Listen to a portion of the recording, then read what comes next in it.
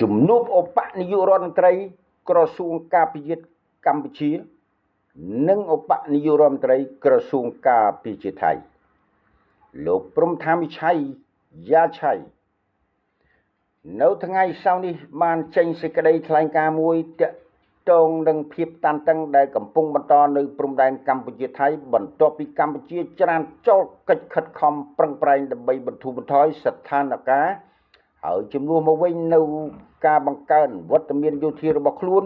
នេះបើតាមការចេញផ្សាយរបស់សារព័ត៌មាន The Nation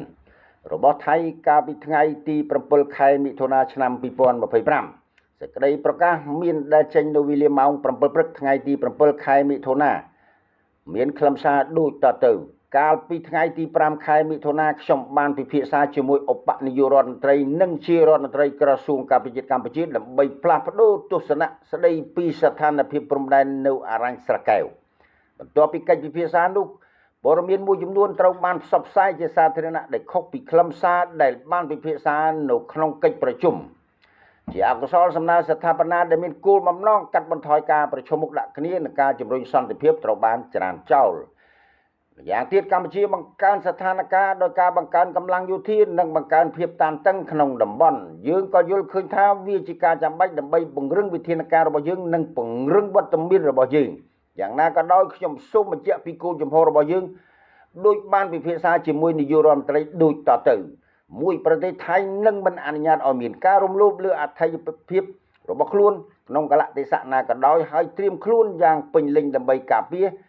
អធិបតេយ្យភាពជាតិឲ្យអស់ពីសមត្ថភាពពីខ្ញុំសូមបញ្ជាក់សារជាថ្មីនៅការគ្រប់គ្រងរបស់ខ្ញុំចំពោះយោធាក្នុងការបំពេញភារកិច្ចរបស់ខ្លួនឲ្យអស់ពីសមត្ថភាពនិងបង្ហាញពីការលើកទឹកចិត្តរបស់ខ្ញុំចំពោះបុគ្គលទាំងអស់ដែលកំពុងធ្វើការដើម្បីការពារទឹកដីរបស់ប្រទេសថៃខ្ញុំសង្កត់ធ្ងន់ថារាល់សកម្មភាពដែលធ្វើឡើងដោយប្រទេសថៃនឹងផ្ដល់អាទិភាពដល់សុវត្ថិភាពសន្តិភាពនិង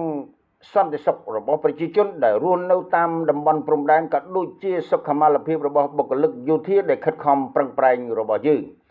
បីប្រទេសថៃមិនបានទទួលយកកត្តាធិការរបស់តុលាការយុត្តិធម៌អន្តរជាតិ ICJ ចាប់ពីឆ្នាំ1960ហើយនៅតែបន្តគាំទ្រការប្រើប្រាស់ការចរចាទ្វេភាគីក្រោម MOU ឆ្នាំ2000ដែលបានព្រមព្រៀងដោយភាគីទាំងពីរយើងក៏បញ្ជាក់ម្ដងទៀតថាគណៈកម្មាធិការព្រំដែន GBC គួរជាវេទិកាសម្រាប់ការស្វែងរកដំណោះស្រាយដោយសន្តិវិធីឲ្យបានឆាប់តាមដែលអាចធ្វើទៅបាន4ប្រទេសថៃរក្សាជំហរដើម្បីរបស់ខ្លួននិងស្នើឲ្យភាគីទាំងពីរកែសម្រួលកងកម្លាំងយោធារបស់ពួកគេត្រឡប់ទៅកាន់ទីតាំងដើមដែលបានអនុវត្តឆ្នាំ2024ដើម្បីកាត់បន្ថយលក្ខខណ្ឌដែលបង្កើតភាពតានតឹងនិងការប្រឈមមុខដាក់គ្នាជាចុងក្រោយខ្ញុំសូមបញ្ជាក់